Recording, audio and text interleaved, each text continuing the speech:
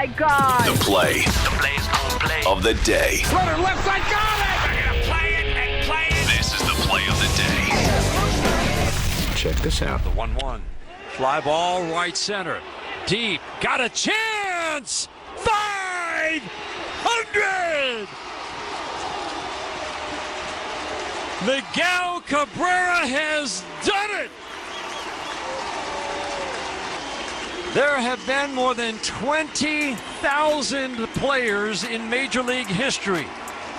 Miguel Cabrera has become the 28th to hit 500 home runs. Courtesy of Tigers Radio Network, Miggy, as they call him, 28th Major Leaguer to hit 500 home runs, the first Venezuelan-born player to reach that milestone. And less than 100 hits away from 3,000 for his Hall of Fame career. Play of the Day. Play of the Day is brought to you by Mercedes-Benz. The compact GLA proves it's not the size of the SUV in the fight, it's the size of the fight in the SUV. Learn more about the nimble and ready-for-anything Mercedes-Benz vehicle. MBUSA.com. Mercedes-Benz, the best or nothing.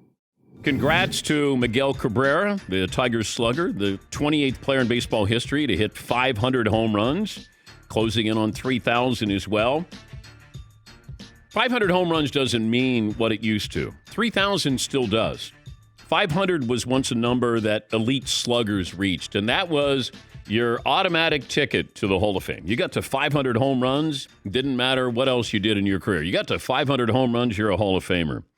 You know, there's some all-time greats that didn't get there. Lou Gehrig didn't get there. Joe DiMaggio wasn't even close. The list has grown in recent years and will continue because of the emphasis on home runs.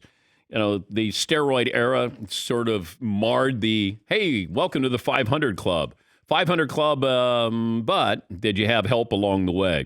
The long ball more common than ever, but Cabrera, not just a home run hitter.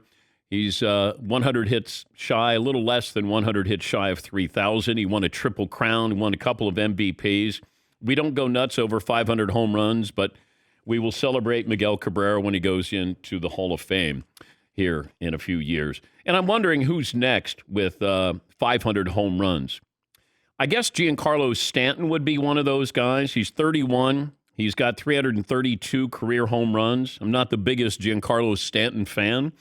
Mike Trout, he's 30. He has 310 home runs in his career, but injuries have slowed his pace a bit in 2017, 2018, 2019. But this year has really set him back. He hit 187 home runs in the 5 years leading up to last year's pandemic-shortened season. Let's see. Freddie Freeman would be a guy to keep an eye on. He's 31 with 267 career home runs. Bryce Harper, he's been playing for 10 years. He's 28 years of age. He's got 255 home runs. Manny Machado, he's actually a few months older than Harper. He's 29, and he's got 245 home runs. Vlad Guerrero Jr. is only 22. Fernando Tatis Jr. is 22. Juan Soto is 22. Ronald Acuna is 23. These guys are just starting, but that possibility is there with them hitting 500 home runs because the launch angle and velocity and pitchers and I throw hard, you swing hard, and I don't think we're going to be surprised if some of these younger players, if they stay healthy, playing that amount of time, are going to have 500 home runs. Yeah, Paulie? Quick question for you. Albert Pujols of the Dodgers is 41 years old. He's got 677 career homers, and his career at batting average is 297.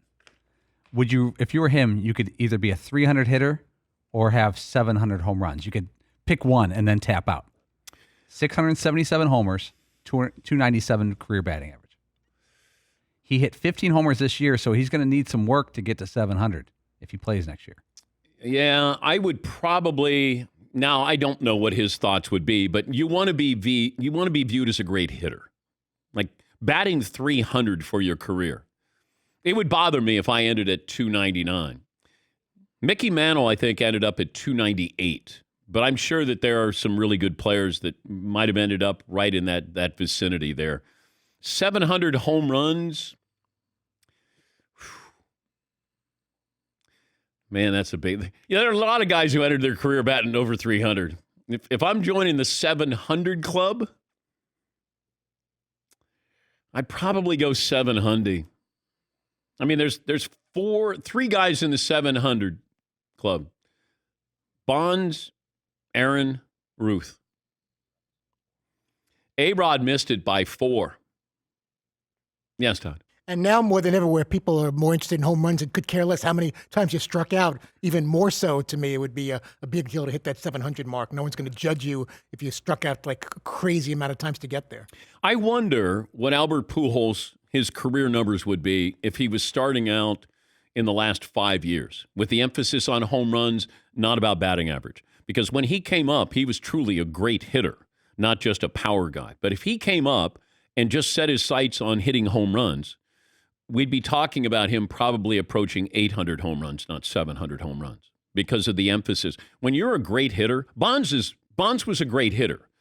He wasn't one of those guys who just went up there and he would be swinging. Bonds was a 5-tool player. If he came up, well, he was built differently. In the early part of his career, he was very thin, very slender. He stealing bases, good outfielder, but hitting for a good average. Then, of course, he started with steroids. He became a bigger guy, and he was one-dimensional. He would just swing to hit home runs. But Pujols, who has pretty much avoided any, cloud of controversy when it comes to that, would probably be approaching 800 home runs. Yeah, Paul. If Pujols would have retired at age 31 after his last year with St. Louis, he would be a first ballot Hall of Famer. Just in St. Louis, he batted .330 with 445 homers in his first 11 years. That's first ballot. And it's one of the great bargains in baseball history that the Cardinals got 10 great years. It cost them a little over $100 million. They got 10 years with Pujols with those numbers. But he would be approaching, I think, 800 home runs with today's philosophy, offensive philosophy, where you're just hitting home runs. That's all they care about. You don't have to put it in play. Hit it out of play. Hit it over the wall.